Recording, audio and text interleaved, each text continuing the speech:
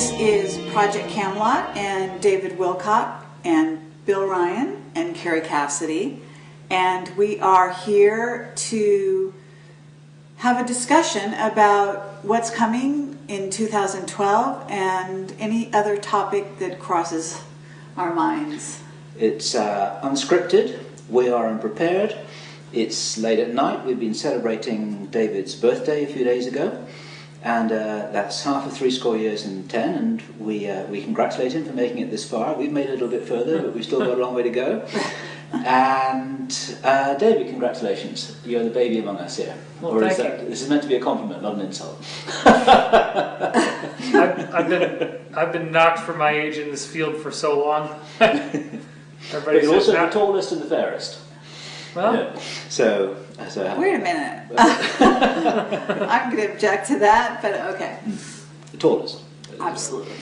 Okay, so what this is about, this is an opportunity to catch up, it's an opportunity to respond to a lot of requests that we have had, and this is unscripted, so I'd be interested to know whether David has had the same sort of feedback from the visitors to his website and the 120 emails that you get per day. 120 a day now. Yeah.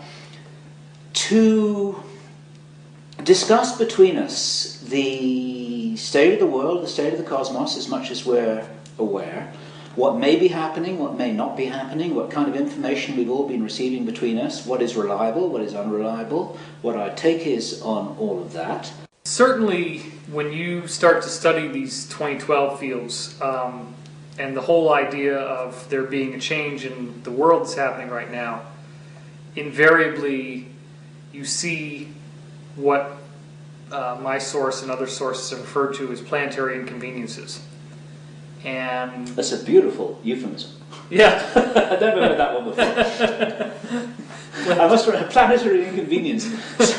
So next time, so if this is going to be a new push nukes Iran, that'd be inconvenient, isn't it? It'll be inconvenient for a lot of people, that's for sure. I'm sorry. Go on. Go on. Yeah. Hopefully, sudden death doesn't enter into inconvenience. This is the definition of optimism. It's inconvenient. Go on.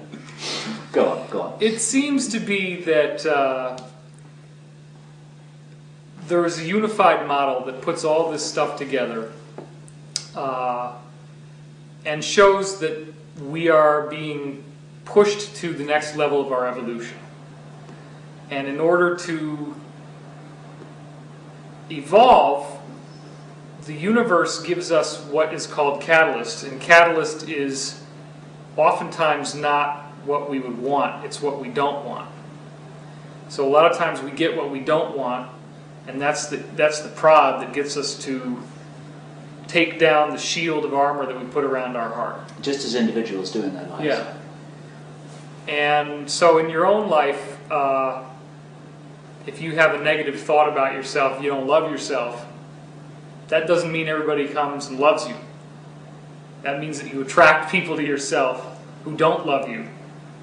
And so if you're dealing with these issues yourself, you may notice in your life having consistent people coming in who seem to be dishonoring you, disrespecting you, making you feel as if you are somehow diminished.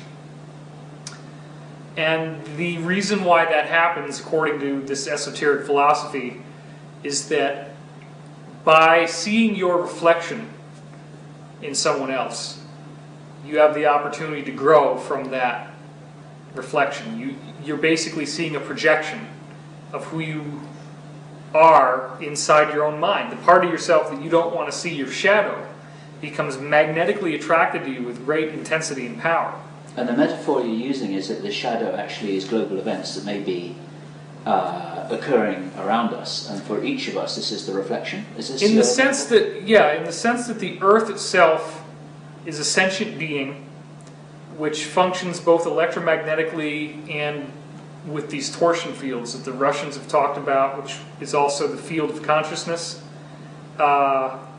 Earthquakes, volcanoes, anomalous heating, severe weather, all these things are attributable to torsion field effects. In fact, That's the whole basis of weather control technology, is scalar wave and so forth. Well, the thing that a lot of people don't realize is that very much the weather can be controlled also by a person's own conscious focus. And that goes all the way back to Wilhelm Reich with his cloudbusters and so forth. So the point being and the guy that Jeremy Mishlove wrote about in The PK Man. Exactly. Yeah, right. Incredible story. And it's an ancient truism in many, many philosophies that the quality of the leader of a particular country determines the quality of the country. And if the leader goes bad and the country goes bad, then you get all these typhoons and mudslides and tsunamis and so forth. And that's an ancient understanding based on this notion of the earth as a conscious being. And so if you see this energy that's increasing in intensity in the earth, certain areas where there's resistance, where a lot of people are holding on to the consciousness of separation, the consciousness of fear and scarcity, then in those areas, earthquakes will be, and severe weather is attracted to them to disrupt that clamp in that area. So that actually works out, except when you talk about targeted weather wars, where people are actually sending a scalar pulse that will cause an earthquake, say in Indonesia or whatever. Then you have like another layer onto that concept. Absolutely. And I do also think, though, that consciousness can sufficiently override the gadgets if the will is there. In other words,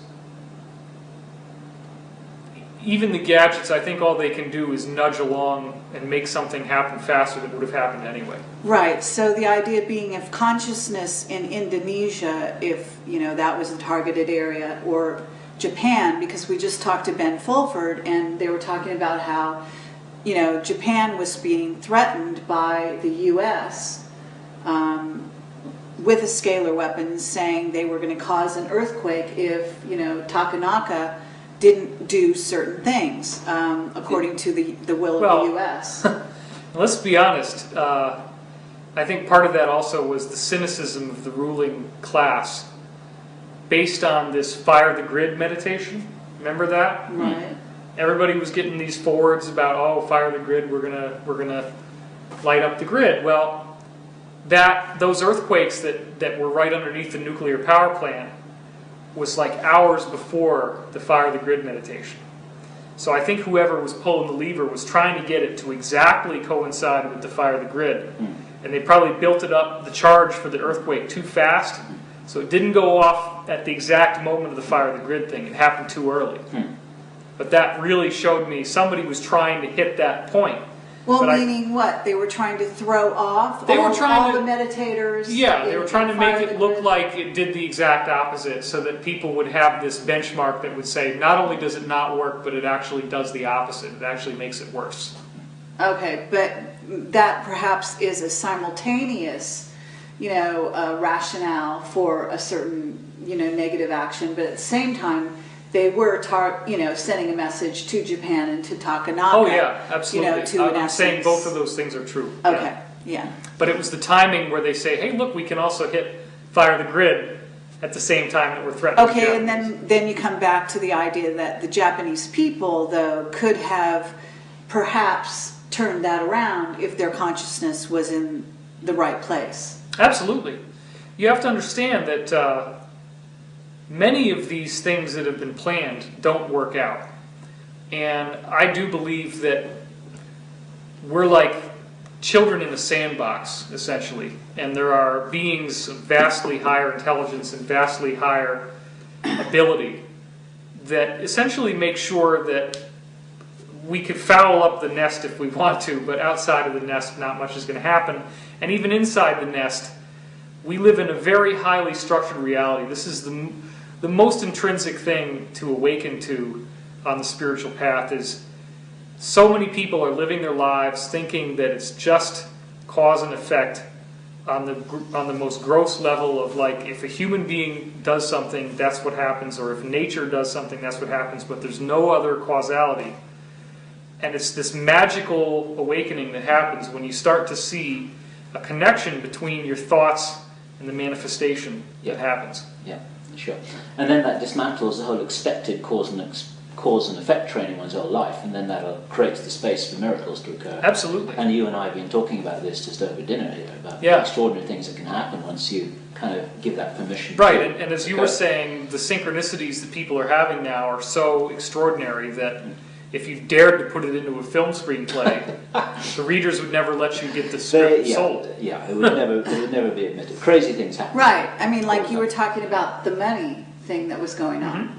Financial synchronicities are cool because then you're seeing, okay, this applies to more than just a nice little affirmation. It's actually big things can happen. But again, it's not like The Secret. The universe is not a cosmic vending machine, instant gratification mechanism. Right. The more that you ask for, the more you need to be willing to give. If you want to bid the universe for a high degree of material affluence, you have to also be willing to give a great deal of affluence back.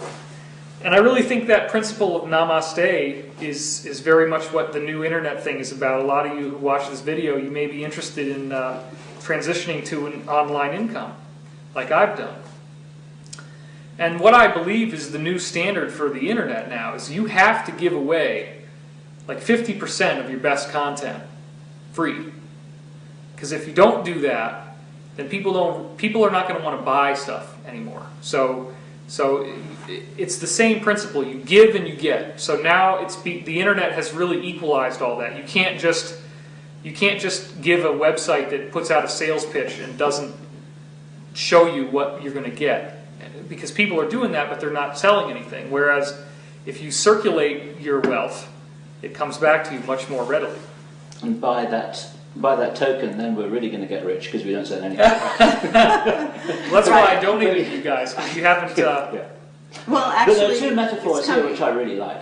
And something that dawned on me a little while back, quite a while back, but it took me a few years to realize it, is that the secret of success in a relationship is not to go into it looking for what you can get, but to go into it looking for what you can give.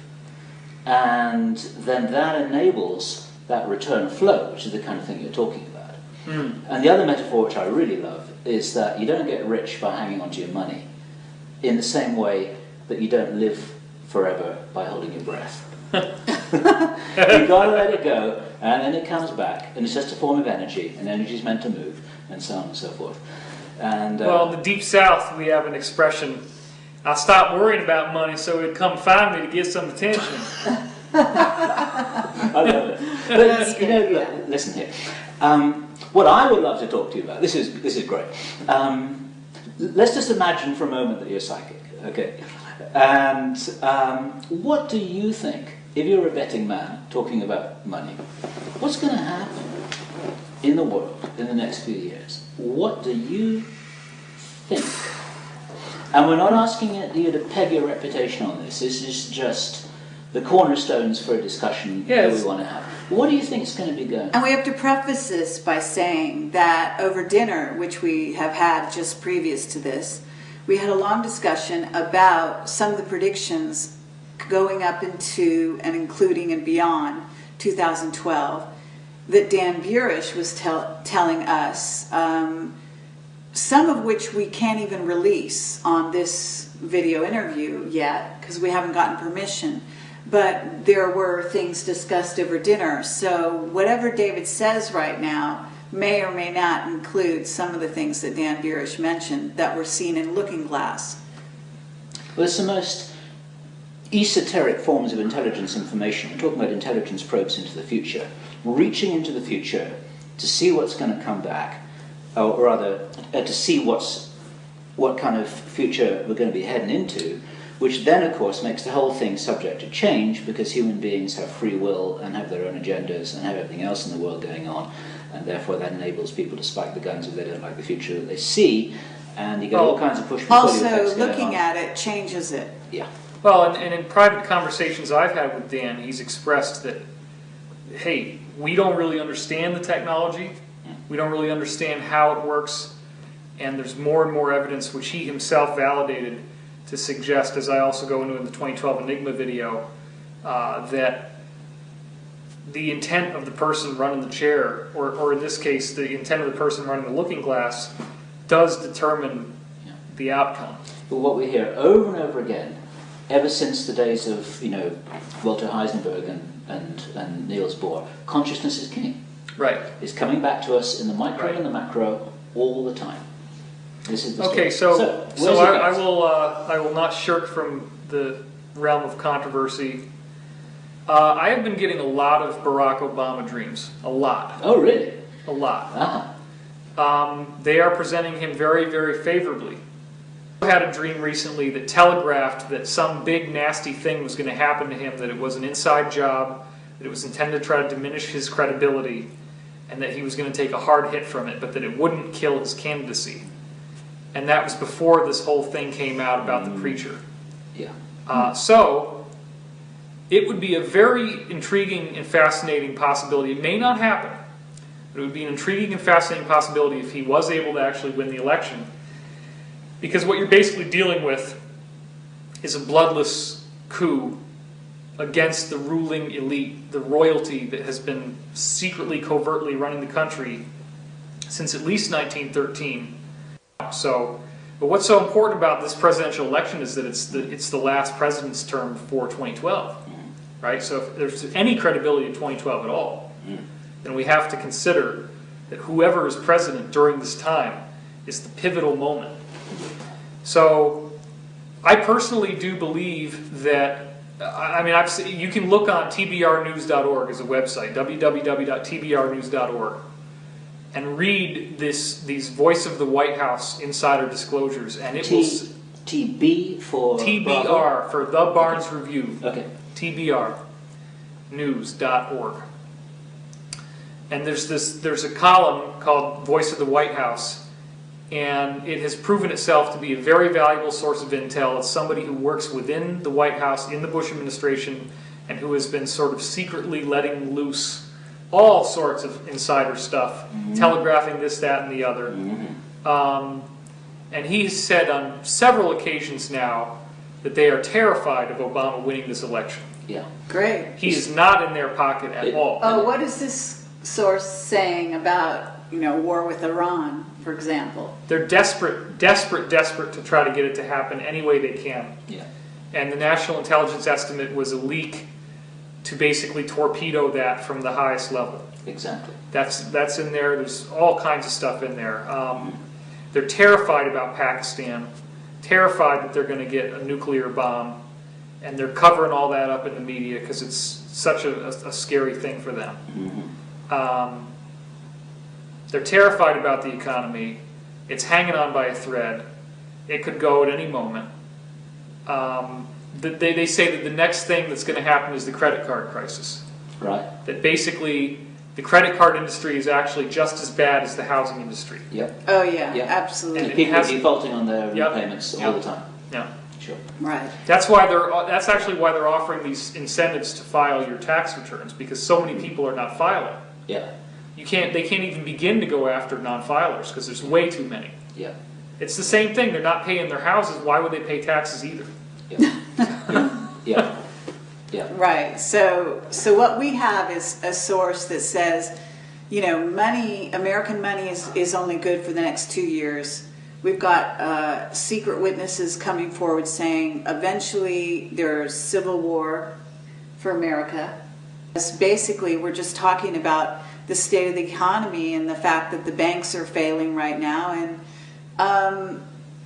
come on, we want to have a positive view of the future. And in a sense, this is the dissolution of America, which could lead to a more positive future. That's what I'm saying, right?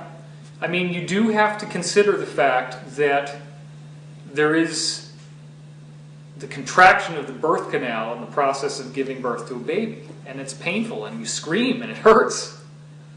And we're going to see the dismantling of many of the Illuminati corporations. I really think that media monarchy, oligopoly doesn't work. That's why Time Warner is desperate to get rid of AOL. Look at the viewership numbers of broadcast television. It's plummeting like crazy. Yep. The writer's strike did not help. Now there's a director's strike and there's an actor's strike coming up. I mean, it's hanging on by a thread. Same thing with films. They keep projecting what kind of money they're going to make off a given film based on its budget and so forth. And you have to make 250% more than the film costs in order to even get any money back from it if you go with a studio deal. So films aren't making any money. You know, you can write off all those profits as actually expenses. There's all kinds of creative accounting. And one of the other things, actually this is a really interesting point too, that Voice of the White House said, very controversial. The reason why the media did not pursue Enron more than they did is because once the media started looking at their own companies, they found that they were all doing the same stuff that Enron was doing. Enron was just the one that happened to get caught. I heard that. Yeah. And so as a result of that, but look at what's happened. I mean, come on. The United States government has bailed out, with our money, $200 billion of liquidity back into the banks, essentially rewarding the behavior for stealing from the American people by giving them these deceptive loans where your optimism says, well, yeah, okay, for the first 3 years, I'll have these great monthly payments, and then I'll just refinance and just get another loan so that when the payments go up, I won't have to worry about it. Well, guess what? Three years later, you can't refinance, and you're stuck into this payment, which is now like half of your monthly income. Yeah, it's like the cartoon character running off the cliff and not realizing that they're going to fall. Well, think about the comedy of this, right? The banks are ripping people off. They mess up so badly that they're literally about to go completely dead. And then they get the people's money to reward the fact that they went dead because they stole the people's money. Yeah. So they get double dipping. Yeah. Yep. And all they're doing is buying time, and there's not a lot of time left to buy. There's not a lot of time left to buy. And the people's money is drying up as well. I mean, you know, that's what Ben Fulford is talking about, which is basically, you know, America is bankrupt. The Japanese are the only ones that have the $5 trillion that is, you know, in reserve, right? And that's what we're looking at in the future is like, where is the money going to come from? And let's not forget, too, that if you're dealing with the European Illuminati, the so-called Rothschild faction, which everybody knows about the Rothschilds now, it's no secret. The Rothschild side has planned all along for something they call the revealing. And this gets into the Savali material I was telling you about over dinner.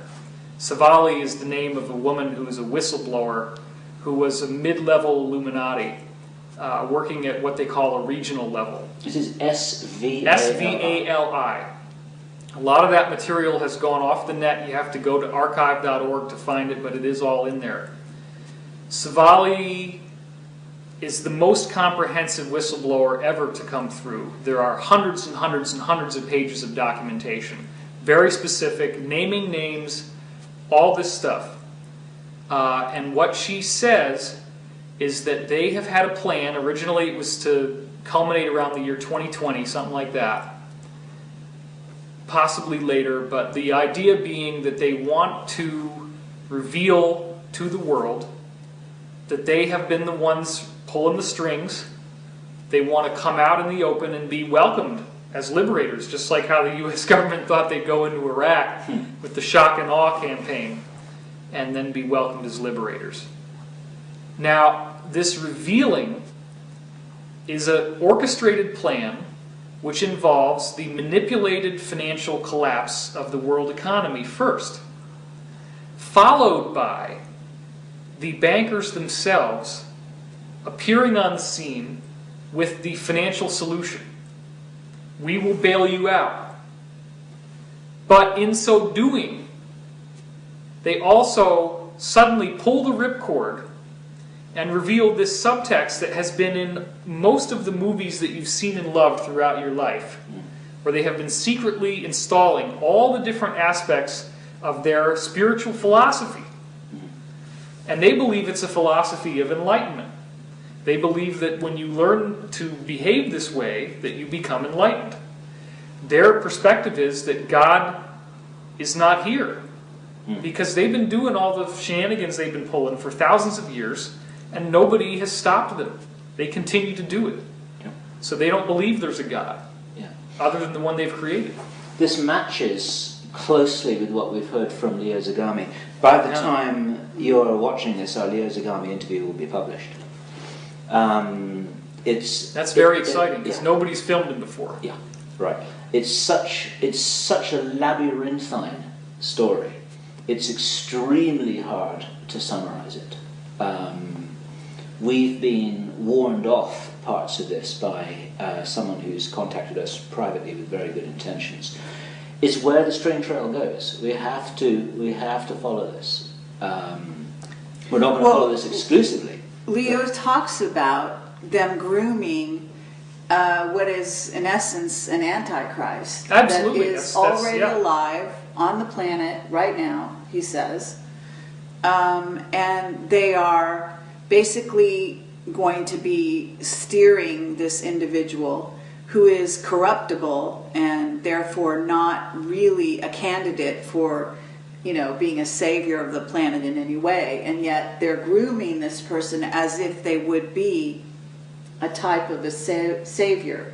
This is a great opportunity to share material that I've had conversation with Dan Burrish about, which I have transcribed, I have not published yet. Now you have to understand the Rothschild European side of the Illuminati is Luciferian. And as I've said before, the Luciferian philosophy, the idea is they believe that their lineage goes back to Atlantis, 10,000 years ago, somewhere around there. And the Christians persecuted people from the secret tradition. Therefore, their conclusion is that whoever was thrown out of the Christian pantheon is the good guy. Right. So Lucifer is the brightest angel in heaven. Right. Therefore, they married the concept of Lucifer with the Egyptian gods like Osiris, Isis, and Horus, the Trinity. Yep. That's why you have the Washington Monument as an obelisk. That's the severed phallus of Osiris. Yep.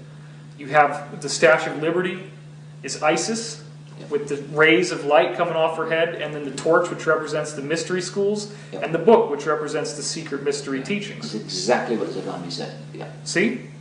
And all of these things, it's the Isis, Osiris are the male and female aspects of Lucifer. Okay? The eye on top of the pyramid is the eye of Horus. That's the son of the Trinity. Just like Jesus in the Christian Trinity, where you have God the Father, God the Son, and then God the Holy Spirit. The Holy Spirit being kind of like the feminine. So you see the same reiterations over and over again. So anyway, they do not think that they're the bad guys. It's a really important point. Exactly. Nobody really, yeah, there's some genuine Satanists out there, but most people don't ever really think they're evil. Of course. They think they're on the right side. And in Savali's testimony, you get elaborate statements about how right they felt in what they're doing. And you think about it, okay, all of you people are probably learning about the Illuminati, you've been reading about this stuff. You may believe it, you may not believe it. I can tell you this much. Doesn't it make sense that if this group really existed, and you look at how successful they have been, they have got the financial system like this, they've got the governments, they've got the media, and there's so much evidence, you have to really struggle not to see it. You look at the difference between American media and then media in other countries, for example. You look at the difference between what you watch on television on the news compared to what this video is telling you. Do you think this video is ever going to air on NBC? So, what this is telling us is that there's something there, in Woodrow Wilson's famous quote, something so organized, so subtle, so watchful, that men dare not speak above a whisper when they speak in condemnation of it. Staggering, yeah. So this is real, it exists, and it is an organized group, and they feel that they are basically leading us through ignorance such that if they didn't do what they were doing, we would all kill ourselves. That's what they honestly believe. Yeah. They honestly think that we are so ignorant that we need to be enslaved for our own good. Yes. And they have been pulling this stuff for the longest time. They rub it in your face right on the back of the dollar bill. They show you the pyramid. They show you the eye.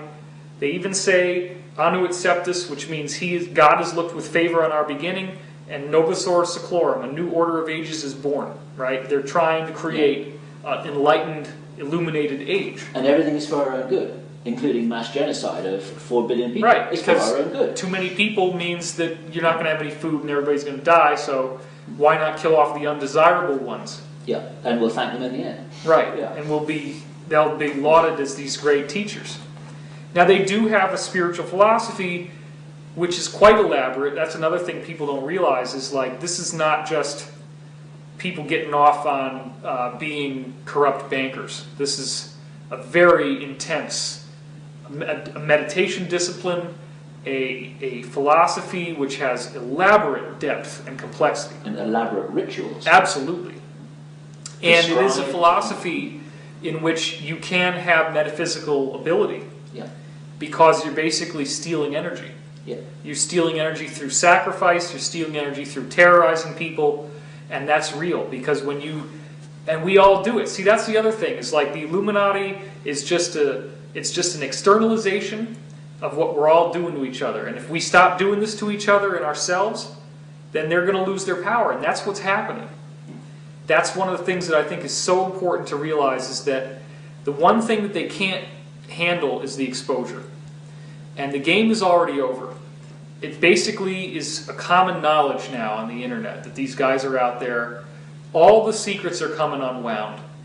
All of their companies are coming unwound. I was getting dreams back in the late 90s telling me that these guys were going to fall apart because they're fighting with each other. And that gets back to the Burrish thing. Go on.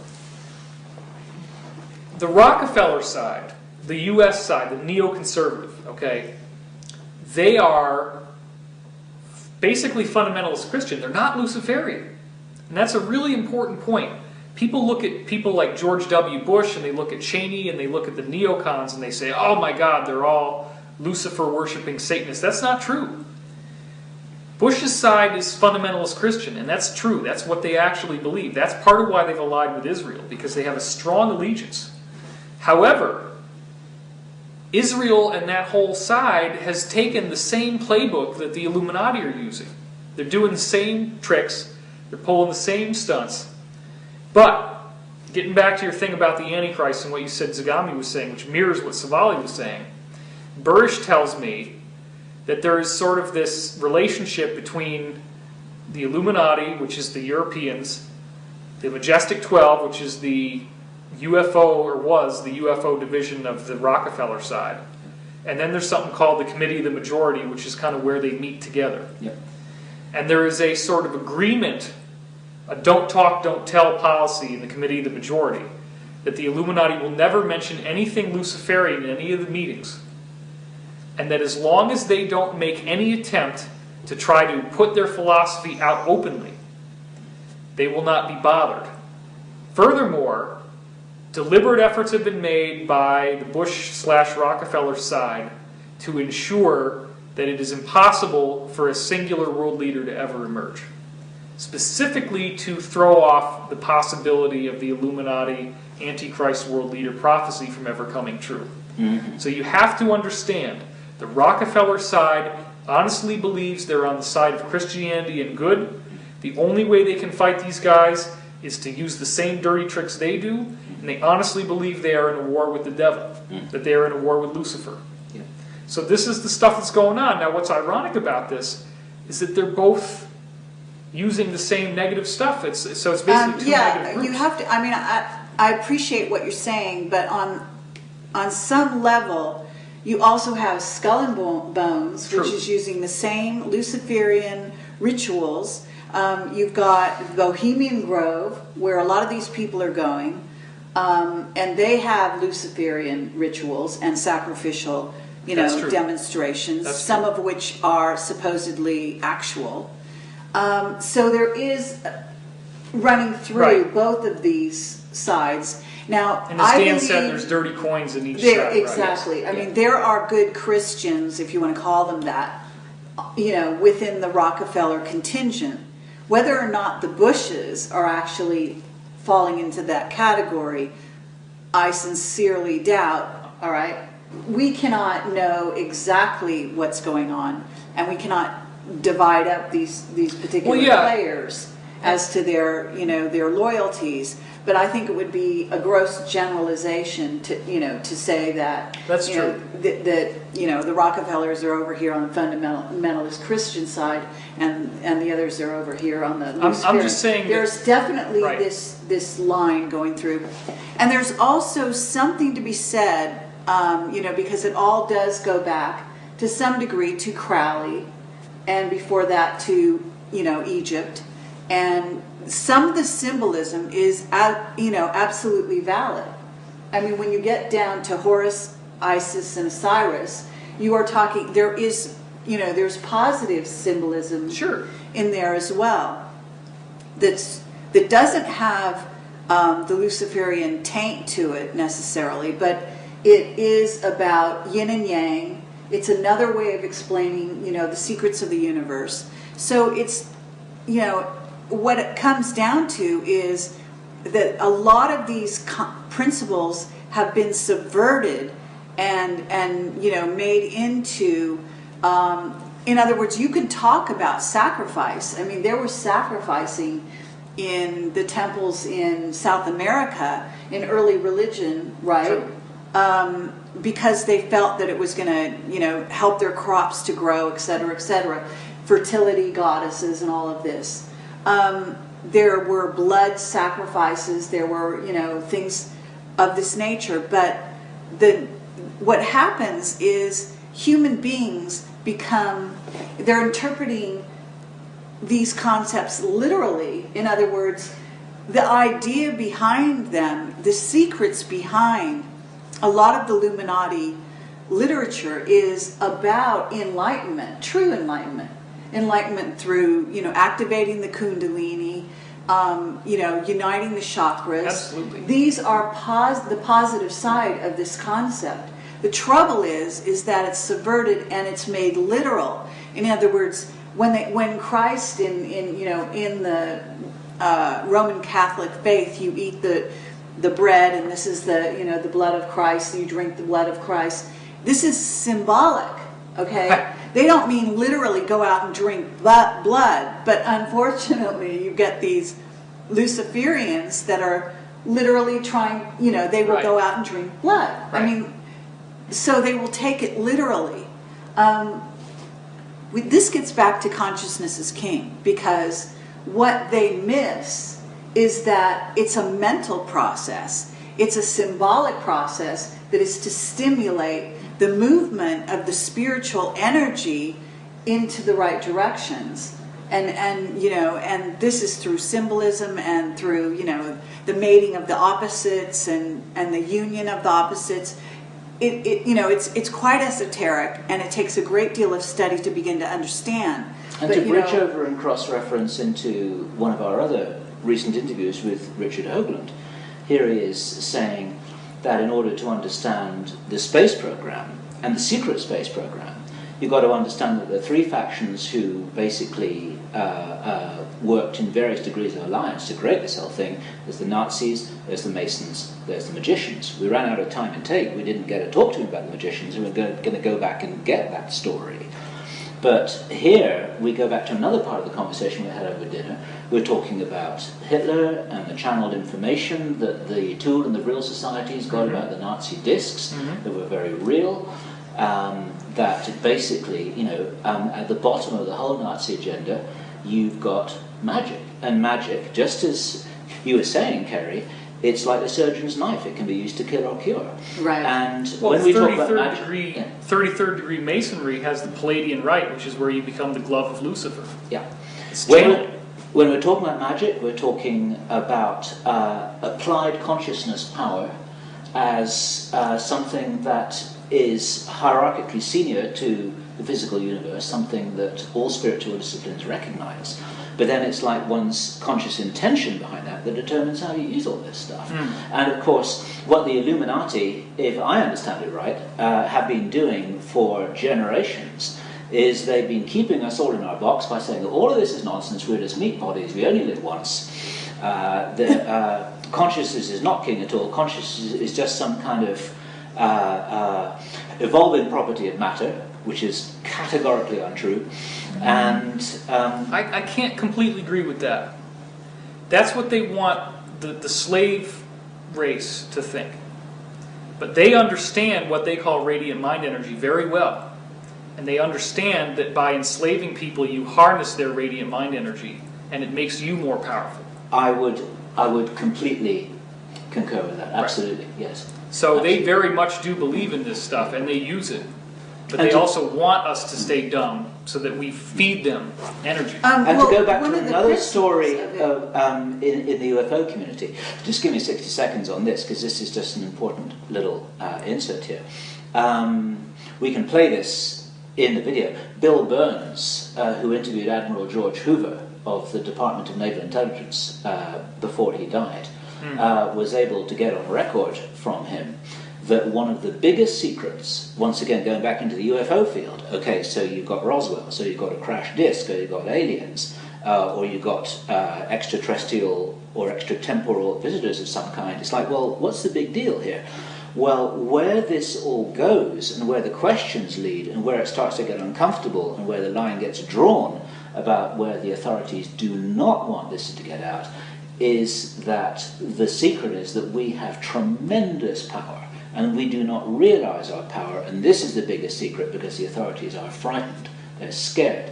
That if human beings were really able to access their power, then the genie is really out of the bottle. Absolutely. They would lose their hold over us. Absolutely. And they would, they would never be able to get that hold back, and therefore that's why there is this multifaceted operation to dumb us down, to keep us to keep us entertained with reality shows and baseball games. And let me make another point that's so important.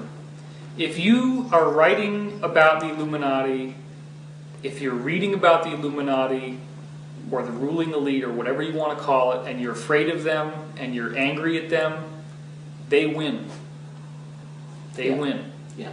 And that's straight out of the myth of Star Wars. It's like when Darth Vader is goading Luke Skywalker. It's like, go on, get out. Feel your hate. Exactly. Feel your hate. Feel your hate. Come over to the dark side. Right.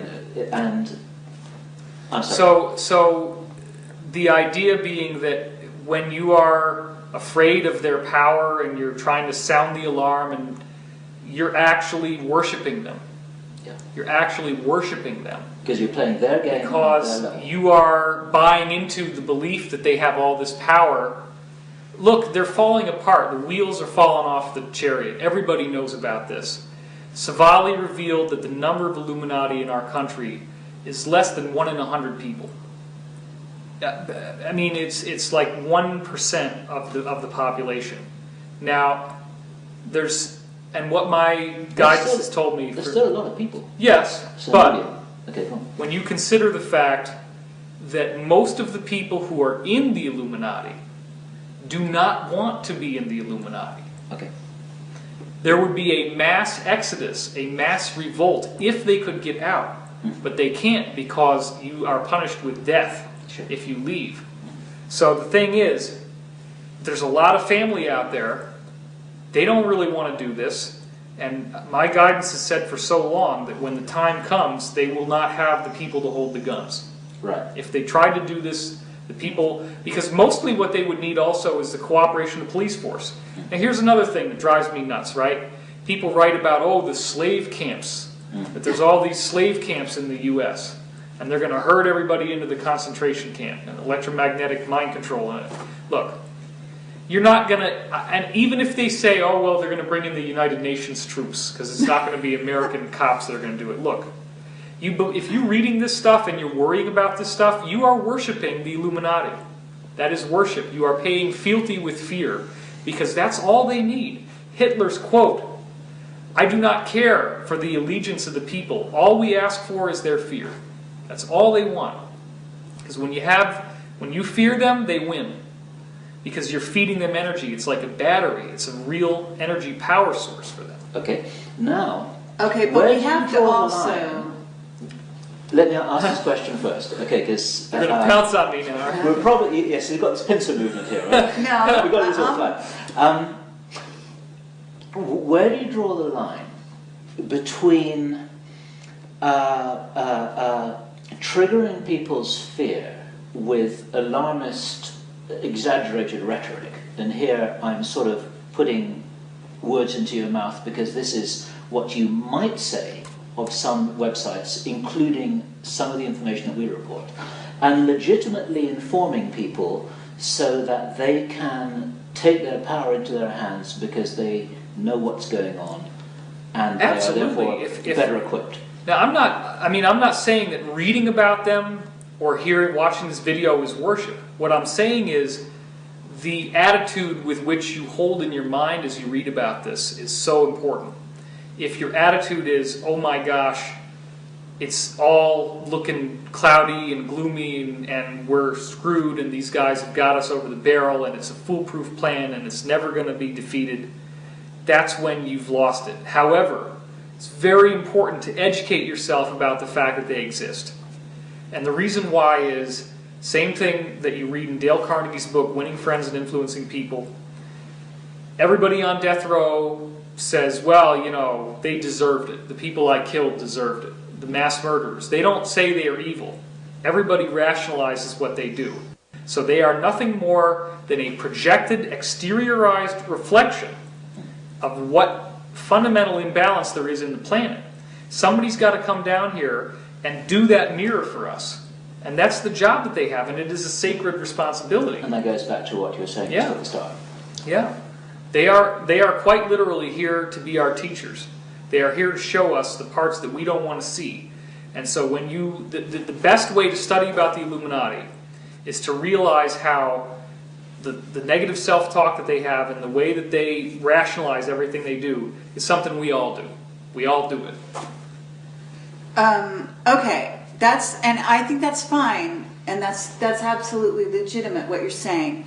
What is important is to talk about sort of the arc of learning, the learning curve that people are going to go through when they encounter the notions of evil and how it manifests, whether, you know, through the Illuminati, through people they know, through the, you know, what they recognize in themselves as the dark side, the shadow side. Basically, there is a curve, okay? In other words, people need to be made aware of a lot of the secrets that are going on. I mean, that's what Camelot is all about. Our premise is, once they become aware, they do go through stages, okay? Fear could be one of them. There's no reason that people have to stay in one of those stages. There has to be a recognition. There has to be an understanding of the kind of fear that's possible, and then a movement beyond fear to something beyond fear that involves awareness of your own power, awareness of, you know, of the light and the Godhead, or however you want to term it. I mean, basically, there's an evolution that you can't ignore and you can't avoid in each of these people who's going to go through awareness of these things. Yeah, I like that quote, fear is an absence of knowing, right? Mm-hmm. And so fear is a call to study. It's a call to knowledge. Absolutely. It's a call to know what you don't already know. I mean, if you talk about concentration camps being built in this country, it's almost ludicrous, because what you're actually not recognizing is, and I've talked to Bill about this in the past, which is basically that people are already in prison. They go to work 8 hours or longer every day. Their minds are, you know, numbed by the television they watch when they get home at night, and then they go to sleep. That's it. You know, most people's lives are completely managed, and they allow this to happen. They're walking through their lives. So why put them in a camp when they're going to rebel? They actually might wake up if you threw them into a camp, But the fact of the matter Keep them is, paying taxes. they're basically like sheep. Now what's happening is they are waking up, okay? And we at Camelot hopefully are part of this process. You are part of this process. The internet is an incredible tool and has linked up the universal mind in so many ways. All the connections are being made. Young people are waking up every day. I mean, it's an amazing power.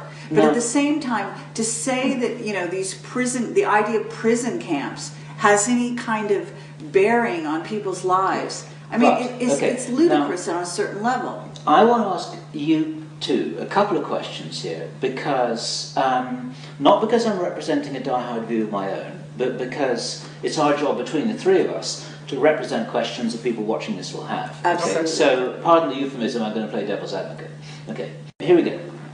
Now, I have not physically seen these myself, but I'm reliably informed by people I trust that these prison camps exist. They're not a fiction. There's something going on here. That's just... Daniel told me that the superdomes in every city which were designed for that purpose, and that's what they used in Katrina. And that could have been a test for that, etc. Okay. Secondly, we have been told ourselves by sources who reported to us privately that as far as they are aware, certain bioweapons have already been deployed. We don't have all the details, we don't have all the dates, we have some of the locations. This is the kind of thing that's completely unverifiable because you can't see it. You can't go around with a movie camera and film a virus moving around. It's almost right, but you can maybe shoot the sky and see the chemtrails, and certainly that's a great way to distribute. Whatever they may or may not be. But here we're just talking about... There's a very interesting point on that. What some people say is another scare. In our essay that we wrote, at the time it was the best information we had, called 2008 The Future Is Now, where we laid out in the most intelligent summary way that we could what we felt the threats were. We debated them. Is Planet X real in terms of a threat? Now I'm not disagreeing with the fact that they may be building some prison camps. Facilities exist. Okay. Let me put this into a soundbite. There are factions with all kinds of notions about what may happen in the future. You have to say, why are they building? Maybe panic is their big, fear. Yeah. The prison camps seem to be real. The deployment of bioweapons seems to be a reality according to information that we have privately received from several credible sources. It seems to be real that there is legitimate cause for concern that there may be an attack on Iran with God knows what knock-on effects that are either calculated or uncalculated. It seems to be that there are things to be concerned about and that we should responsibly make ourselves aware of. And at the same time, you're saying that if we give into this and start focusing on this and we start putting a lot of attention on this negativity, then we're actually falling straight into the trap of disempowering ourselves because we're falling into the Illuminati agenda. That's my putting words into your mouth. So right. Where do we make that balance? Where do we draw that line? Do we say, there are no threats, everything's cool, everything's fine, there are no bioweapons, flu's not going to get me, I'm not going to get nuked, all my money is going to be safe in the bank, I can live in an earthquake zone and close to the coast and nothing's ever going to go wrong with the geotectonics of the world or the rising sea levels and everything's cool and there are no problems. I don't believe that, and very few people listening to this now will say, everything's cool, because everything is not cool. If it's not cool, what is it? Well, everything is interconnected, and the biggest secret of all, to me, is the extent to which individuality is an illusion. Individuality is a particular construct that we, as the one infinite creator, have created for ourselves to experience apparent duality, apparent separation. when you start to really grasp the fact that you and the other people around you and the environment around you is all conscious, it's all alive, it's all one, it's all part of the same universal substance. Yeah. And it has a purposefully driven existence. It has an existence that seeks to reunify. The Creator essentially gave us the greatest gift we could ever ask for, which is our free will. The universe fragmented into untold trillions and trillions and trillions of different pieces, apparent pieces, each of which has its own free will to make the choices it wants to make. So we have the gift to pick up a gun and shoot someone with it. That's our gift. If we want to do that, we can. We have the gift to design ethno-specific bioweapons and release them, if that's what we wanted to do. However, if it's not invited, it will never have success beyond a certain level. And that's why I say to you, they talk about this stuff, but where is the proof of a virus that is wiping out the entire planet? It hasn't ever happened. Now, they do have a major problem with AIDS. I am not denying that. But what I'm also saying is that these weapons have a limited range of effectiveness because your own consciousness interfaces with biology. And this can be extensively documented and proven, and has been. There are Dr. William Broad, for example, did studies in which he has people sitting in a room with a closed-circuit television camera on it. They don't even realize the camera's in there. It's hidden. Then they got another room where somebody's looking at you on a television camera. He would have the person in the room looking at you stare at you for a while and then look away. The person in the other room in the hidden camera, they have you wired up to this thing that measures the galvanic skin response, how much electricity you have in your skin. And during the times you're being stared at, your skin starts crackling with energy. And when you're not being stared at, it doesn't. Now think about somebody like a paparazzi glamorous queen, and I won't name names because then it's going to make it look like I'm targeting one. But anybody out there in the news, and look at how these men and women will go so far out of their way to try to get that attention. And when they can't get it, they become drug addicted and their lives just go into a tailspin because they're constantly seeking that stimulation.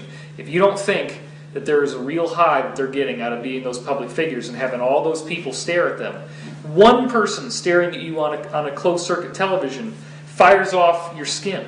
Okay. So connect this up with prison camps. So, well, it's all interconnected. Okay. This consciousness, when you feel fear towards someone who is oppressing you, your fear shoots energy back into their field. Okay? When you feel fear, you are shooting energy out of your field. When you feel love and trust, you are building energy from the cosmos to yourself. This has a direct effect on biological healing. I have an interview that I'm going to air pretty soon with Dr. Glenn Ryan, in which he proved on a microbiological level with molecular genetics that the DNA molecule changes its form based on the energy that you send to it with your consciousness. And when you send the emotion of gratitude, that was the one word that he found was the most important one. Gratitude, more than anything else, heals damaged DNA. You can kill DNA by what's called a heat fix, and it unwinds. And by the sense of loving gratitude, the DNA rewinds and comes back together. And this also works out to Dan Burish's Lotus, because we watch on film the healing, the thing creating itself. You've got, the sick cell over here. You've got the healthy cell over here, and you see this energy sent through the crystal using light, literally going over to the sick cell and patching it up. It's an amazing phenomena. And so basically you're talking about that energy can be attracted or repelled. Yeah. Dan and I spoke together at Caltech. It was mostly his event. You guys were there, so you saw this. And that was the first time that he aired video footage of what he's actually seen. Now, Dan's contribution to all this science is to actually have film footage of how it works and seeing these little micro wormholes open, which look like little donuts, little portals, and how this energy flows in. Now, imagine this for a second. Imagine that you were infected with a virus. And what did I just teach you about your DNA? We do know that when you feel anger, that your DNA gets damaged. The DNA can unwind and get damaged when you have the anger. And when you feel love and gratitude, sick DNA actually rewinds and becomes healthy again. So even if you did have a virus, the extent to which your consciousness controls the body is all important. So what's happening is, when you have these countries where people are living in such absolute desperation that there's really nothing to hope for, there's no gratitude, there's no positive attitude, it's very difficult for them to fight off these viruses because their consciousness is not repairing the body.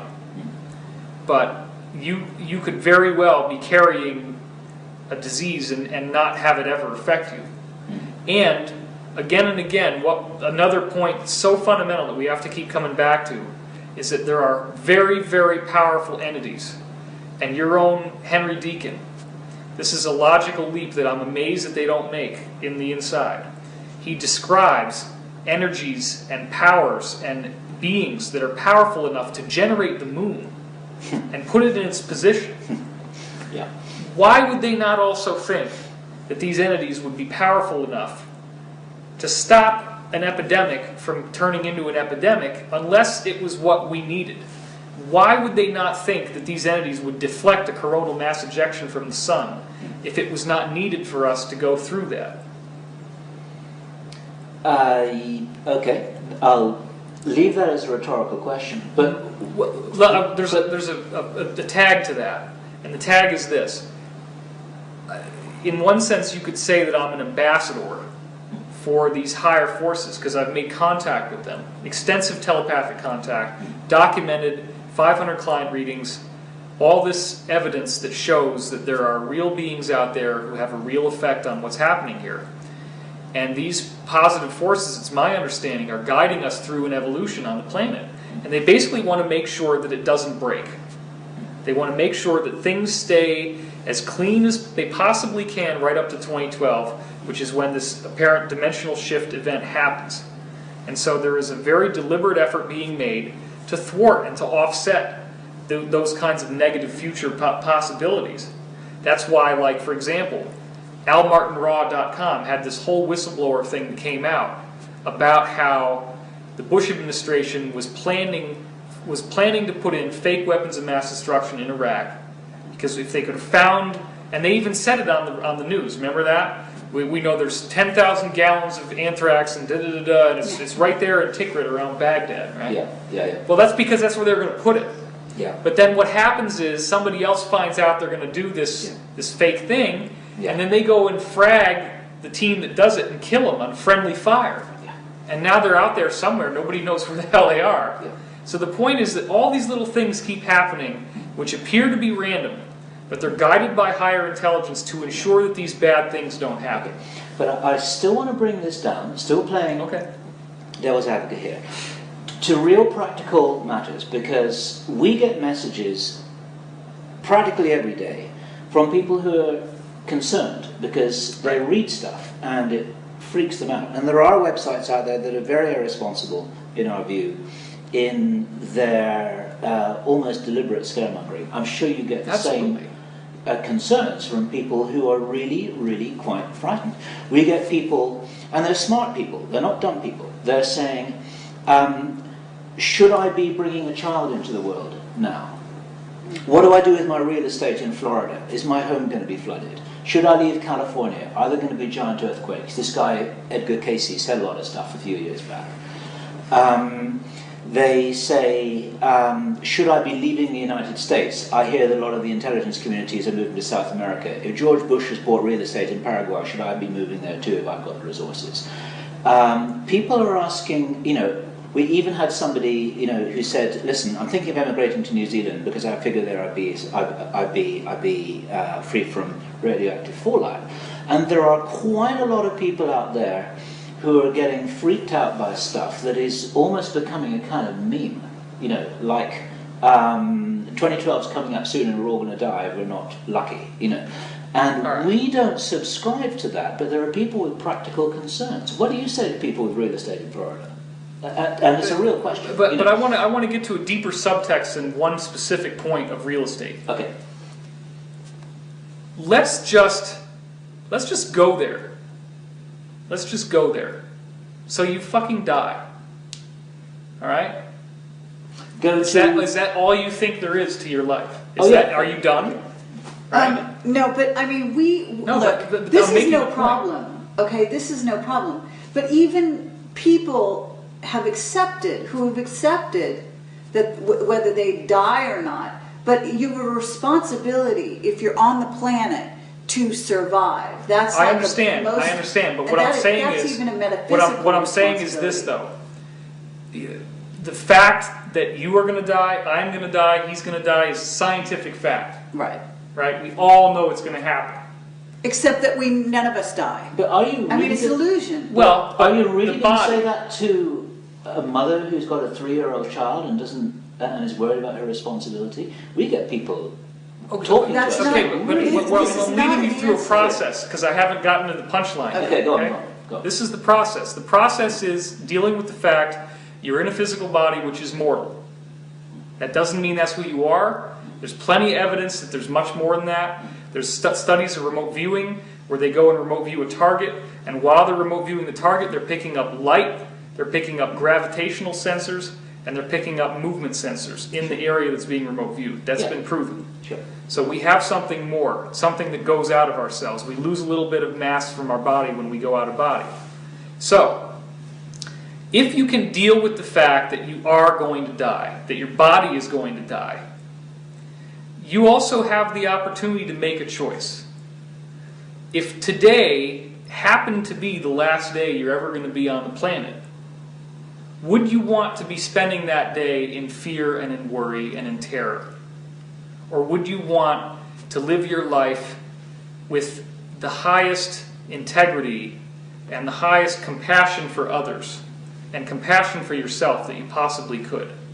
But wouldn't exhibiting that compassion have to do with the fact that if you knew a tsunami was coming today, you would move your children out of harm's way? In other words, I'm not saying life is not is life a cabaret? Shall we go back to Germany right before the fall and just have a cabaret? Shall we drink and party while Rome falls? I mean, the idea of what you're saying is all good. On a spiritual level, I think even some people that are relatively unenlightened could even say to you, look, I don't care if I die, but I want my child to have a shot, okay? And I think that's a laudable goal. I think that we basically have to sit here and say, look, there's something else. There is another kind of approach than just saying, I know I'm not going to die because I'm spirit, I'm light, okay? Once you get beyond that, once you can accept that, you've got to say, now, what does the future hold? How can I contribute to the future? By my actions, by my words, by my deeds. You see, how can I make it different? And that's the juncture we really want to talk about here. Right. The point that I was trying to make is simply this, that there is no point in living your life in fear. Lincoln's quote, I live with it all the time because I'm putting out material there that could get me killed, right? Absolutely, we all are. I would rather die once at the hands of an assassin than die every day in fear of assassination. Exactly. I completely agree with that. And we think living with courage, if you can't live every day with courage, then what's the point of living? Right. People like us have come to that conclusion, Right. or we wouldn't do what we do. I mean, we throw caution to the winds every day. Right. But the fact of the matter is that what I think people need to hear is there something intelligent that I can do towards the future that will create the future for me in a positive way and for others? Absolutely. And if you're addressing, still playing devil's advocate, if you were addressing a group of Jews in Poland in 1938, would you be saying the same thing? Saying, listen, if you all die horribly, it doesn't matter, you'll just come back. There are a lot of people who would not find that easy to accept. Oh, sure. Or would you say, actually, you know what? You better watch your back and maybe you should leave the country? Absolutely. If I was in a situation like that in Poland and I had the ability to see into the future and could see that some negative event was coming, I would absolutely do what I could to warn them about what was going to happen. You're saying there are going to be no negative events in the future, then? No. Okay. What I'm saying is, and this is where you and I have always had the most argument, is that I have had proven to me on multiple levels of redundancy that so many of the negative prophecies that you see on the internet are simply not going to come true. Yeah. You're not going to see a pole shift while we are here in the same frequency with the pole shift. There may be a shifting of the Earth, but at the time that it happens, at least the vast majority of people will not be at the frequency that the shift happens on. There is a changing of energy frequency. And again, there's just such a complex, multi-layered series of proofs for that. And it is my understanding that these higher forces that are guiding each of our lives, every little synchronicity, is another notch that you can use in your belt to prove to you that there is something out there that loves you, that is guiding your life, that wants you to do well, that wants you to be happy, wants you to succeed. And that connection with your higher self will ensure that you don't end up in the concentration camp, that you don't end up being tortured. Because you listen to that guidance and you are steered by it. So is it therefore okay if it happens to somebody else? Survival of the most aware? Not survival of the fittest, but survival of the most conscious? There are so many places on the planet right now that are in sorrow and hardship. Yeah. And it is absolutely a valiant quest for us to go out and to try to do activism work, which is why I donated money to you guys. You guys are answering a 5-alarm fire bell on the planet, and nobody's sending you any money. I make decent money because I have some products to sell, so I give you guys some of my money because I believe in what you're doing. I think everybody should have activism. I think everybody should do something to try to help out. Yes. Yeah. Don't just sit at home and meditate and think that that's going to solve all the problems. It's that positive pressure that makes a difference. Yeah. I'm absolutely convinced of that. And then what happened was within 24 hours when I gave you guys that money, I got the exact same money back. Exactly the same amount. That's how it works. Right. And that's how it works. Yeah. That's how it works. So, honestly, when you look at all of the things that have happened in your life that show you that there is more to life than this physical reality, there is such a positive, amazing force out there that wants you to believe that you are protected, that you are being guided, that you will be brought to the right place at the right time, you'll meet the right people, you'll hear the message. And again, this is all a game of consciousness, it's all a game of frequency. You maintain your higher positive awareness, and you magnetize to yourself the things that will ensure that you don't get into that car before it has a crash, that ensure that you don't get on the plane that crashes, or whatever. So but are you therefore saying that in direct response to people who are sitting and worrying, that's the worst thing you can do. Yeah, is to say to them, okay, listen, don't worry about the things on the other side of the world that you can't do anything about, but go out, do something positive, take some action, make the world a better place, be the change you want to see, do something small. And if we all did that, we'd have nothing to worry about. Is that the kind of thing that you're saying translated into direct baby steps for everybody? Pretty close, except I would say you absolutely can, and it's appropriate to feel compassion for the sorrow on the planet. So the people on the other side of the world are you, and they are suffering. And whatever form you choose to take of your service is a valiant one. What I am saying also is a quote from St. Francis of Assisi. A single moment of pure consciousness is worth an entire lifetime of good works. Okay. What we don't understand, and the science that has been kept from us, which, as you said, Richard Hoagland, for example, said that they, meaning the ruling elite, would rather lose an American city to a nuclear bomb than to give up the science of torsion fields. Because the science of torsion fields tells us just what I told you from St. Francis. Right. The power of a small group of people, 7,000 people meditating together, reduces global terrorism and fatalities and war and shooting each other by 75%. 3 out of 4 of those incidents don't happen. Yep. That means that 3 out of 4 people that would steal the food don't steal the food. That means that 3 out of 4 people who would die of malnutrition don't. So it's all about a frequency, and it sounds really preposterous, and that's why we have to break people into it slowly and get you step by step through the incremental process of realizing that the consciousness field itself is humanity. We are like cells in a body. We are part of a group mind. And what thoughts go through our mind affect other people's mind, and especially our attitude. It's like if the temperature of the room here suddenly gets really hot, we're going to get more irritable. If it gets really hot, you're going to start sweating, and you're going to get antsy, and But then if somebody turns on the air conditioning, all of a sudden, oh, thank God, right? So when these planetary changes are happening, that's like the temperature's going up, and you're actually seeing it as a physical temperature increase, not just on the Earth, but through the whole solar system, okay? However, when we meditate, we're basically taking that raw energy that's turning into heat, which makes people angry. They get heated up, they get hot under the collar, they get red, they see red. All these colors and all these temperatures associated with what's actually an energetic frequency, right? When you meditate, when you chill out, when you play it cool, all these other metaphors of cooling it down, chill out, you're actually processing other people's energy. You're processing other people's karma. You do your own work, and you take some of the burden off of everyone else. So we're actually healing the earth, we're healing each other, and it has a direct radiant effect on the universe around us. And that is the most powerful thing.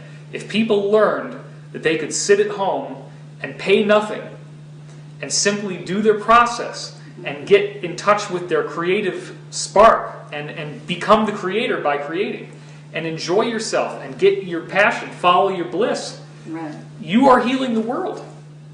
And of course you should also couple that with physical activism, going out and doing something, even if it's just donating money of some kind. But get out there, make a difference, and it has a frequency consciousness effect that is very tangible and very real. And I know you believe that, and I know you believe that. Sure. Absolutely. Well, I think on some level, there's also a place at which people can get to where they can understand that, be a creator, do the best they can do, but at the same time, there are people and there are events that are going to transpire that are going to be negative. Okay, some people are, I mean, in other words, they are drawing experiences to themselves and will continue to do so, and will do this for a learning purpose. I agree. Okay, so basically, what I'm saying here is that you can't just say go out and be active and so on, because there are people who have already, in other words, we're not just entering the game today, all right? Right. The game has been going on for quite some time. Sure. This time around, all right? And that's in a sense what 2012 and beyond, because, and again, we don't want to narrow it down to 1 year. No. We're actually talking about a span of time under which we on the earth are undergoing a transformation and a possible heightening of consciousness everywhere. But at the same time, as consciousness expands and as people begin to grow, as you said, there are birth pains, all right? Right. A lot of people are going to be experiencing breakups of relationships. Time is speeding up. Events are speeding up around them. There will be earth changes. There will be birthing pains. All right. So there are people that people need to understand that what we're talking about is not just a smooth transition. You must be sensitive to the notion that people are going to have, challenges that they maybe Absolutely. even never encountered before. Absolutely.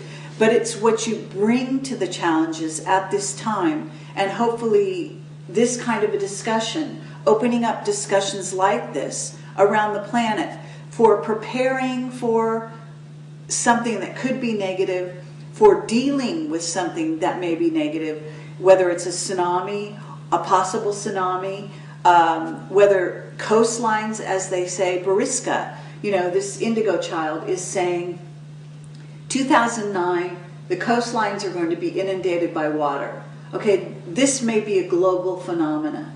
We don't know what causes it. He doesn't even remember. Okay, at one time, supposedly he did. But what we're saying is we're getting evidence, people are having dreams. I myself have had many dreams. There are futures, possible futures, some of which will happen, some may not. Some may be mitigated. Right now we've got, the middle of the United States is inundated by water, torrential rains. Tragedies happen. That's part of the learning experience. Right. We are sensate beings. We are here to experience. And I think that needs to be not forgotten, okay, in sort of the movement of what we're talking about. It's very, very intense work. And because we're so close to this quantum shift, you're basically going to keep on working. You're not going to really rest for very long. You're going to keep on having new challenges, new experiences. I want to share with you something that happened to me in Japan. This man, Mr. Noda, had taken me around to some of the shrines, and we were driving in the car for 16 hours a day. Okay, and I was very, very tired. Now, of course, in Japan, you got the driver's side is what we would call the passenger side. So I'm in what feels like the driver's side of the car, because in America it would be. And I'm trying to rest with the strap against my head as the car is going along. And I hear this voice in my head, which for me is not schizophrenia; it's very normal. And it says, "Open up your eyes and look at Mr. Noda right now." Oh my God! Right? Yeah, whatever. Open up your eyes and look at Mr. Noda right now. Well, by this time it's screaming, okay? So I open up my eyes, look over, and Mr. Noda goes like this. He's driving the car like 90 miles an hour on the highway, and we're speeding up to this car in front of us, right? So I'm like, "Wake up, dude, wake up!" And I mean, that's it. I would have been dead. We would have had a head-on, the speed of our car compared to the one in front of us, and the way that my neck was resting on the seat belt. Yeah. My neck would have been snapped instantly as soon as we hit that car. I would have been dead, and I would have been dead within seconds. Right. So what I'm trying to say is that that's a good incentive to make contact with your higher self. Absolutely. Because I do believe that if you can allow yourself to move with the organic flow of what your emotions are telling you, you're getting more and more experiences. Trust your guidance, trust your intuition, trust your gut feeling. Because the gut feeling won't let you down. Yeah. So if there was going to be some kind of disaster and I'm supposed to stay on the planet, I won't be there when it happens. I'll be somewhere else. Right. Because, look, if it could happen for me down to the second practically, where my neck was about to be snapped on my own seatbelt, and it didn't happen. Now, I'm a special case because I got this kind of, the voice that I could hear. However, it was happening for years and years and years before that. Well, I have to say, I don't think you're a special case. No offense. I think that, there are a million stories out there. Oh, yeah. Of people, you can hear about them everywhere, where people have heard a voice in their head that warned them of some disaster, and or some danger to them, to their children, to whatever, and save their lives. I mean, instantaneous things, and so I mean, this does go on. Whether the voice is your higher self, a friendly alien, or a ghost of your mother or whatever. I mean, it doesn't really matter what you assign it. Or it's not always it isn't always an audible voice. Absolutely. I have my own equivalents of that kind of story. As you know, I'm a mountaineer. I spent a lot of time in the mountains. I never even had a scratch, and I've had the most extraordinary circumstances and situations. And sometimes it just like you just know what to do now. It's not verbal. Right. It's not audible. It's just like, now get down because there's going to be a storm in this clear sky. Right. Half an hour later, all hell's breaking loose. There's no data to base that information on. You just knew what to do. In exactly the same way as the Andaman Islanders before the tsunami. They just knew they needed to get to high ground. Not one of them was hurt. So many stories of people in their car. All this kind of stuff. And you just happen to hit the brake and you steer and you're like, did it, what? And you managed to avoid the accident. That's happened to me too. Oh, yeah. And animals know what to do. And animals don't hear voices. Yeah. Animals just know. That's true. That's true. So we have that capacity too. Absolutely. And what I would say, and this is in full resonance with what you're saying here, that and also echoing what Kerry says, that it's not like you're a special case. I think it's unusual for you to hear an audible voice. Right. But for anyone for whom their intuition has worked for them reliably in the past, then listen to that voice, whether it's a real voice or a metaphorical voice. Because if you've got a very strong feeling that there's action you need to take, if you need to sell your stocks, if you need to, sell your house, or take a loss on your house, or move here, or do that, or not be with this person, or whatever it is that you need, that you're hearing that you have to do, then do it, because you're probably right, and probably in these times more than any others, those messages that are coming to you, in whichever individual way those messages do come to you, they're likely to be coming through loud and clear. And synchronicity, yeah. What's probably the case is that everyone, each in their own way, is going to be getting this kind of information, and then it's our responsibility whether to pick it up, how to interpret it, whether to choose to act on it or not with our own free will. We have that capacity, and if we're not confident in having that capacity, then there are ways to learn, and it starts now. Yeah. Right, and I'm saying even to the point that, like, if a bomb goes off right next to you and a big chunk of concrete flies past your head, and you get the impetus to tie your shoe. Exactly. I mean, that's how fast the thing was with Mr. Noda. Yeah, right. It was seconds. Right.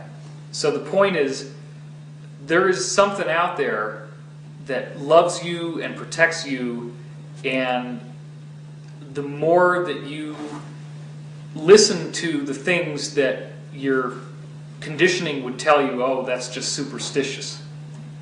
It's okay to believe. It's okay to believe because you have the evidence, and now is the time where the energy is rising so much that, as you were saying, more than ever, the ordinary person is getting these things happening. They don't understand it. They're not able to process it, but it just keeps happening with greater and greater redundancy. Yeah.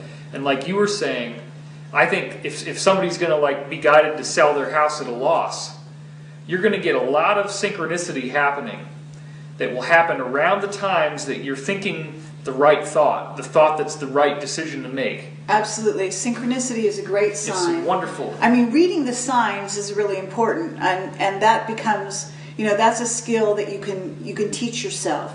I would also say that, opening your channel to your higher self is done through meditation more than anything else. And every person has that potential within their own body to open those channels and to get connected with their higher self and with God. So that's going to be the key in the coming days. It's not following us. It's not following David, as brilliant as he may be. It's basically following your own inner dictates, following that inner voice that tells you what it is you need to do and when. and absolutely, following it to the letter. Yeah. The way that I rephrase that for myself is to advise people, don't be followers, be students. Don't listen to anything that anybody says, including what we're saying now. Be your own authority. Learn to trust your own. Take what resonates with you. Yeah. Yes. And throw out the rest. Listen to your heart more than anything else. I mean, it's really your intelligence blended with your heart, and there is an intelligence there that will really be able to interpret what's going on with you. And resonance is like, the perfect word. That's if something resonates with you, there's a reason. You need to listen to find out what that reason might be. And you reminded me of something that I was going to say before and I lost the track of it, which is everybody sends me these emails and they're saying, what should I do? And they're so concerned about, they want to do the right spiritual thing. They want to make the right decision. Should I go here or should I go there? Because one of them is the right one and one of them is the wrong one. Should I stay with my partner or should I leave my partner? Because one of them is the right one and one of them is the wrong one. And that's actually not how it works. Correct. My understanding of the spiritual path is that the most important thing you can do is make a decision. Yes.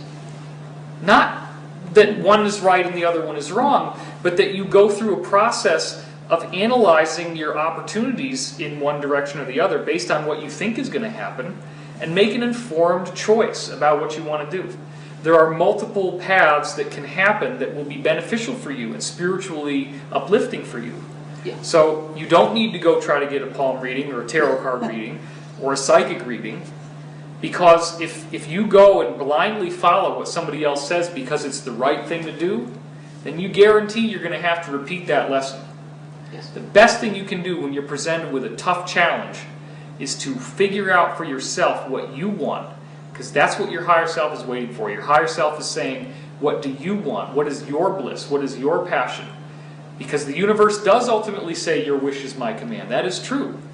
But we also have to differentiate between our conscious desire and then our higher self desire, because we're all here for a purpose. And there are some choices that will align us with our purpose faster and some that will get us more off the path. And everybody says, well, but then the one that aligns with my purpose is the one I want to do because I want to do the right one. And then you got to tell me what that is. No. If it's aligning with your higher self, you will feel it. Like Carrie was saying, it's a resonance. It gives you energy. It comes from your heart. It gives you energy. This is the clue. This is what I always advise people. If you're not sure whether you should do this or you should do that, then whichever one gets you most excited, whichever one gives you the most energy, whichever one gets you talking to your friends about it most, whichever one makes you internally, visually more active about envisioning possible futures, maybe this and maybe that, then that gives you big clues. Would you agree with that? Absolutely. Also, I would say that again, it's the experience that matters. That's what you take away from here as a being. So basically, in a sense, making mistakes is the good thing you could do. As long as you make them wholeheartedly and you go into it fully and completely, because you will learn and you will never have to repeat that learning. It will become a part of you if you go through the experience. If you do not follow yourself, ultimately you will have to come back and follow yourself out. Absolutely. So that's what you do. You need to go through the experience, not around it, not avoid it, not intellectualize it and try to find, some perfect solution. But no, it actually needs to come through all of you to follow yourself out. And it's all about knowing yourself, and that's what self-realization is all about. You realize yourself, and you only realize yourself through action and living with the consequences of those actions. The authenticity of your experience. If you are authentic with yourself, You don't have to turn on the TV when something painful happens. You don't have to run to the internet and go look on a website when you've just been yelled at. You can recognize that it's okay to stand up for yourself. You don't have to be the doormat. That's part of what this whole planetary awakening is about with like the Illuminati. It's basically all about the abusive parent and the abused child metaphor, right? That we're standing up to our parents. We're saying, look, you can't rule me anymore. I'm going to make my own choices. I'm going to live my life the way I want to live it. And if you're talking about the populace and the Illuminati on a societal scale, that's the archetypal codependent relationship. It's the children waking up to the fact that the parents have been abusive and that now is the time for them to grow up and to take the mantle of responsibility of adulthood. We are basically spiritual children moving as a planet into spiritual adulthood. And in the absence of spiritual adults, we have corrupted father figures and mother figures who are not actually looking out for our best good, except insofar as how they're mirroring our collective shadow back to ourselves and enslaving us so that we will learn. Like the Buddhist saying, right? You're sitting there and the master comes up to you and he whacks you on the head with a stick. Yeah.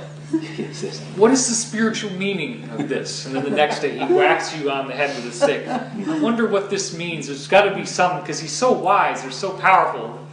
Bam, he hits you again. So finally you get tired of it after a while. And, damn it, I'm not...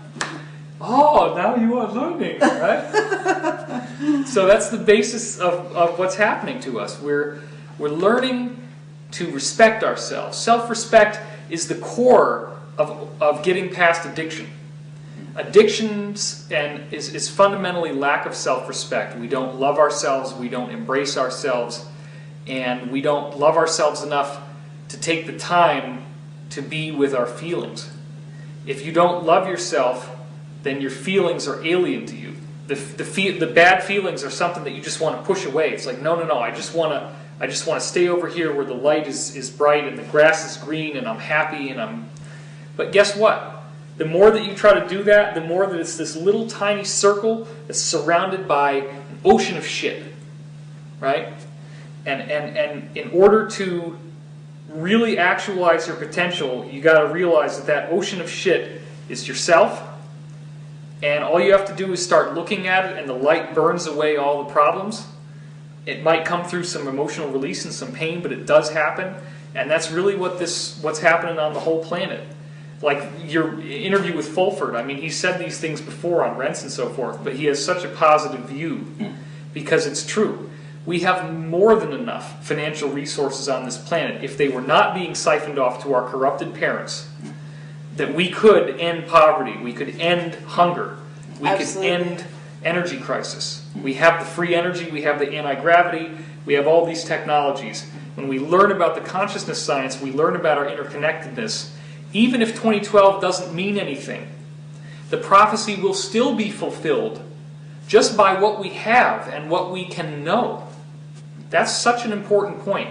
Even if there is no dimensional shift, it is a de facto equivalent of it by virtue of what is waiting for us as soon as we lift that clamp of planetary control that has been clamped down upon us right now. Yeah, it'll seem like a new world. It will. Yes. That's something that I can wholeheartedly agree with you about, something which is which we haven't talked about actually either publicly or privately, is that I cannot agree with personally with what you have said about ascension, but I do agree with the metaphor of this just exactly as you have described. I would subscribe to that wholeheartedly. One of the